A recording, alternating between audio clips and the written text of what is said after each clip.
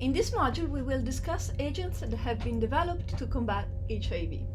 HIV is the causative agent behind AIDS, which is a syndrome associated with loss of immune system functionality. What happens in these patients is that the virus attacks lymphocytes, macrophages, and other immune cells carrying a CD4 receptor that is a cytokine receptor. And upon infection, basically the population of those cells declines until reaching dangerous levels. At that point, we have parasite infections such as fungal infection, we have tuberculosis, cytomegalovirus, and sarcoma kaposi, which is a form of cancer that typically tend to emerge and ultimately are the causative agents behind the death of the patient. For this reason, patients are constantly monitored in terms of their CD4 positive immune cells, and when the levels become dangerous, actions are taken, such as switching drugs.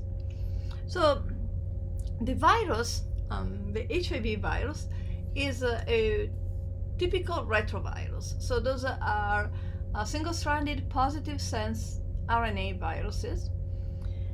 And so the virus contains here 2 molecules of RNA, in the nucleus, or actually in the inner capsid. It also, the life cycle, which we'll see in more details, is kind of interesting because upon entry, the viral genome is transcribed into double-stranded DNA, and that is done by an enzyme called reverse transcriptase, which basically first builds a negative sense DNA and then eats up the original RNA template and builds the second strand of DNA on it. Once that's done, basically the viral DNA is taken into the cell nucleus. It's incorporated in the cellular DNA by yet another viral enzyme, and at that point the virus becomes latent, so can survive and escape detection for a long time. However, this DNA can also be transcribed, produces new RNA, messenger RNA, which results in viral proteins and so on and so forth. So what do we have? Because of the emergency of this viral infection as a global emergency in the 80s, a lot of resources have been devoted into understanding both the life cycle of the virus and also the structural components that make up the virus. And that was done in the hope of finding possible targets for antiviral therapy. Until now, the search for vaccine has been elusive, and so we don't have a good way of combating them. So we have inside this virus 2 capsids, what we call the nucleocapsid, which again contains 2 copies of the RNA, and then also contains a bunch of viral proteins such integrases, reverse transcriptase, and TAT, which is fundamental for basically transporting the nucleic acid around the cell. And then there is a kind of another space between the nucleocapsid and the capsid, which contains various proteases and other viral enzymes. And then there is, the whole assembly is surrounded by yet another capsid formed by a matrix protein on which the envelope, so the bilayer taken from the host cell, is found, and that's shown here in red. So that's the membrane bilayer. On this membrane we have the viral protein GP41, GP120 complex, and those are in charge of cellular propagation.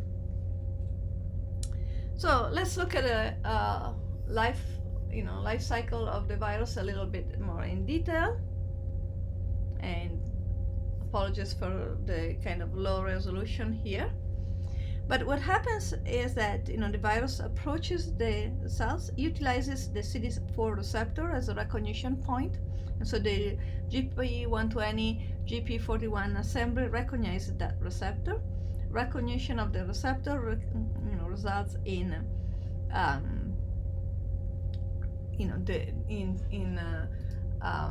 rearrangement of this protein and viral entry, and so that's the encoding of the cell. Once the virus is inside the cell, we have encoding of the capsid, we have release of the RNA and the reverse transcriptase, forming a double-stranded RNA, which is then taken by integrases inside the nucleus, inserted in the host cell genome, and then further translated into mRNA, which is gone to the cytoplasm, makes proteins out of it.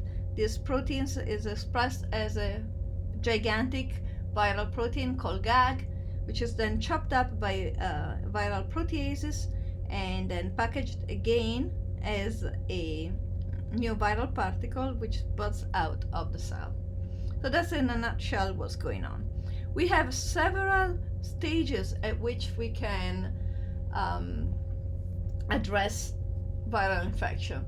One is we have mimics of the receptor. We have fusion inhibitors. We have inhibitors of reverse transcriptase, so the enzyme that goes from single-stranded RNA to double-stranded DNA. We have inhibitors of the integrase, and then the first ones to be developed, and one of the most important class, is the protease inhibitors. So they inhibit the protease that chops up the viral protein. So with that, let's look again a little bit in detail at viral replication stage. So we have the positive strand RNA, which is basically transformed into double-stranded DNA, which is integrated, transcribed, and forms that. So again, that's the enzyme that we will target: integrase and reverse transcriptase. The reverse transcriptase, the viral reverse transcriptase, is your typical DNA polymerase type of protein, which looks like the palm of a hand with the thumb here and the fingers. Thumb is here, fingers are here, and the DNA is found in the center, in the palm basically, and kind of goes through as it's being processed. Reverse transcriptase is an excellent target for the development of new drugs because it's specific to the HIV virus, and eukaryote cells don't have it. It's in general, it's an enzyme specific to retrovirus, and each retrovirus has its own part. It is still the DNA polymerase, so there is some cross-reactivity and some toxicity of this class of drugs. In general, these nucleoside-like structures have been used as reverse transcriptase inhibitors, and so the first one to be developed was AZT. When it was put on the market in the early 90s, was literally a lifesaver for many patients that had been infected with HIV, and it's still a very important drug. In general, these drugs need to be phosphorylated in this position in order to be inserted into the nascent DNA, and then they are basically utilized and incorporated in DNA, causing problems. So we need to utilize cellular phosphatases in order to catalyze this phosphorylation process, because the virus does not phosphorylate its own nucleosides. And so we can think of them really as prodrugs. And so, as you can see, they do look like regular nucleosides, except that they have something weird, either the lack of OH groups, And one of them is not a cyclic compound anymore, but still can be recognized in base paired. Other nucleoside RT inhibitors are abacavir, dihydrothymidine, and 2'-deoxy-3'-thiacetidine, right, which have several important modifications. And so they work, the way they work then in general type, they get, basically using kinases, they get phosphorylated, then they get recognized by reverse transcriptase, incorporated into the nascent DNA, which has been synthesized on the backbone of the single-stranded RNA, and that prevents basically further addition of other nucleic acids. We also have a non-nucleoside RT inhibitors, which basically bind at allosteric points on